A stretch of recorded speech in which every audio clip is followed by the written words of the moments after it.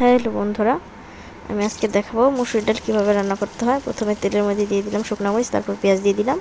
ভালোভাবে ভাজা ভাজা করে একটু পেঁয়াজ আমি আলাদা করে রেখে নেব।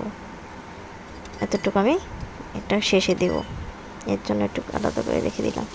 এখন মুসুর ডালগুলো আগে থেকে ভেজানো ছিল, ভালো মতো ধুয়ে এগুলোকে দিয়ে দিলাম। তারপর ভালোভাবে ভাজা ভাজা করে নিতে হবে। একটু লবণ দিয়ে দিলাম, একটু দিলাম হলুদ, আর কাঁচামরিচ। যে যেমন ঝাল খাও ঠিক তেমন মরিচ দেবে। ডালটা ভালোভাবে কষানোর পরে দেখবে ভাজা ভাজা হয়ে গেছে, তখন জল দিয়ে দিবে। যে যতটুকু ঘন করবে ঠিক সেই পরিমাণ জল দেবে। তারপর আমি ঢেকে দেব।